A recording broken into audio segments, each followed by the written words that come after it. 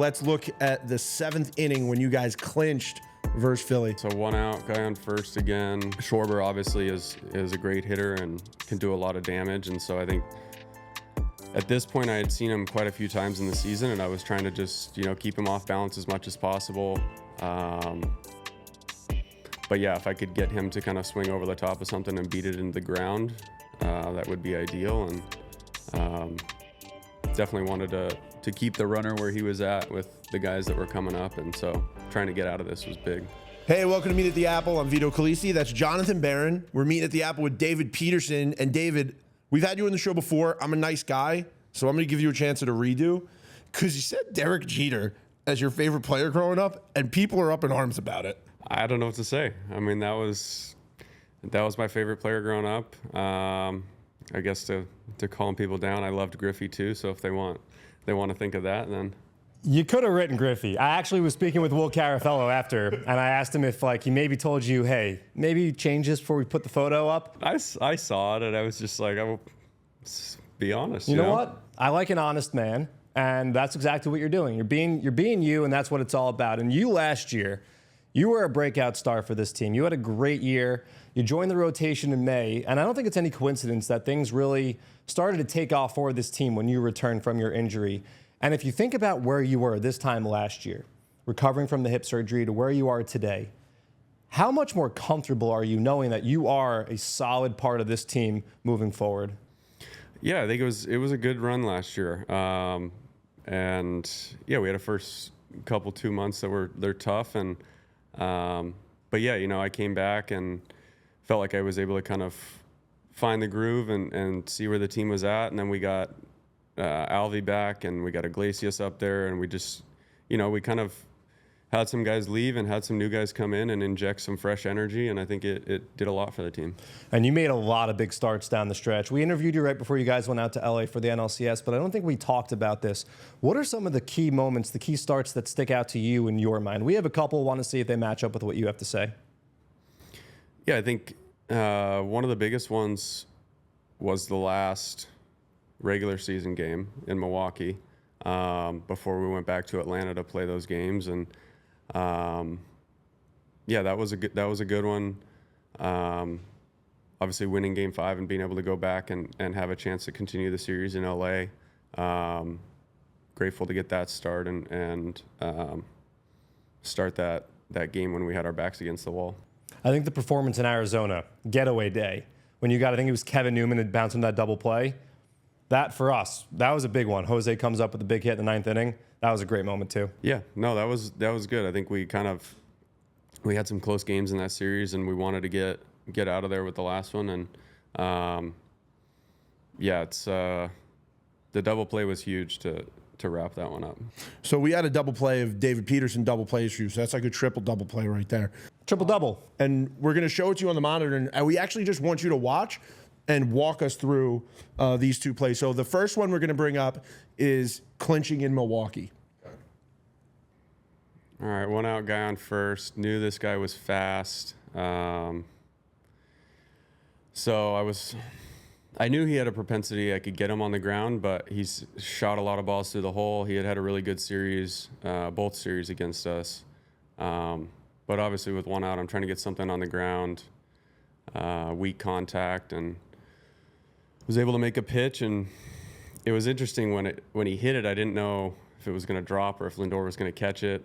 But for him to be able to take it himself and get a fast guy like that going down the line was awesome. And then obviously, you see the emotions that we had there.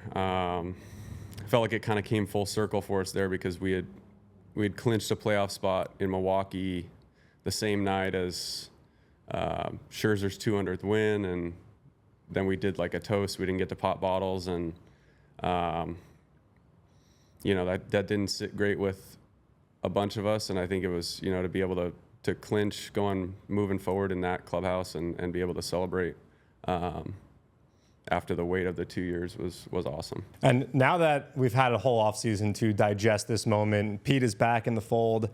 The win probability chart in a matter of 10 minutes swung dramatically. You guys are down to your last 3 outs of the season, down 2-0 in that game. Next thing you know, Pete sends one over the right field fence. You guys are up 3-2 now. You're having your number called in a semi-unusual situation for you. Then the tack-on run, which, by the way, I don't think enough people appreciate. Jesse stealing second with the bad back, coming around on the Marte base hit. What were the emotions when you first see, okay, we have the lead, and then, oh, I'm going to have to be the guy to get the last 3 outs here? It was cool. I knew something was going to happen because obviously we have belief and we think we can come back from anything, but Mendy had called down and Rosie, our bullpen coach, was on the phone. Yeah, okay.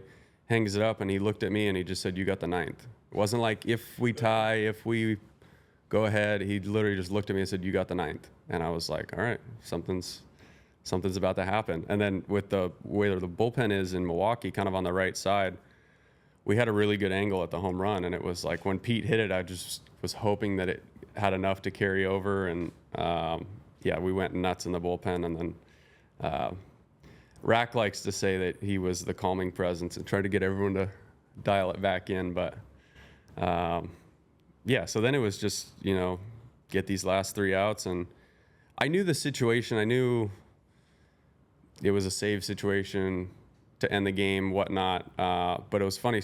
Pete had brought me the ball after the game in the clubhouse. I was like, "Congrats on your first save." And I hadn't realized. That was the first moment afterwards that I had realized, like, holy crap, this was my first save in the playoffs. Wait, he gave you the home run ball? No, he gave me the last out. Okay, I was going to say. Yeah. No, I would not have accepted that. I was about to say, what a generous man I that would Pete not have Alonso. accepted that. Okay, that's still pretty cool, though. But yeah, and it was cool. Just being able to advance on to the next round and do it with that group of guys, and just the run we were on. And we were enjoying it every single day and taking full advantage. So let's move on to the next round because that's the next game we're going to go to. Let's look at the 7th inning when you guys clinched versus Philly. Yeah, so 1 out, guy on first again.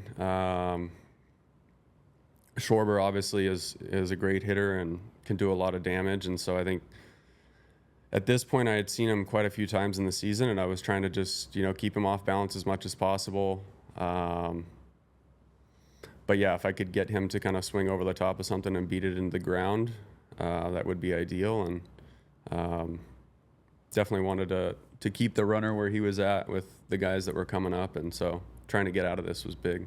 And you get the ground ball you need right there. Jose to Lindor on to first, inning over. And this is obviously after the Lindor grand slam. And to keep the score right there where it was so massive. I know the energy for us from our vantage point in the crowd was electric. And you mentioned Kyle Schwarber, a guy you faced a lot. You know what you've held him to in your career against him? I don't know the exact number, but 1 for 16. Pretty good. Pretty good.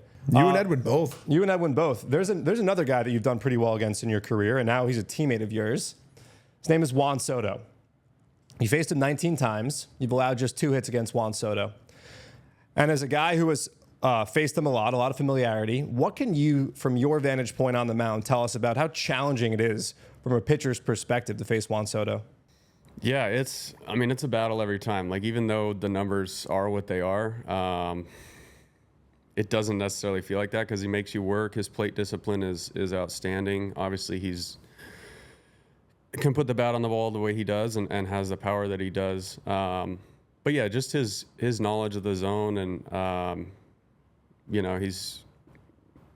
don't see him walk up to the plate without confidence, and I think that's always trying to read body language and stuff, and he doesn't give you much, and so.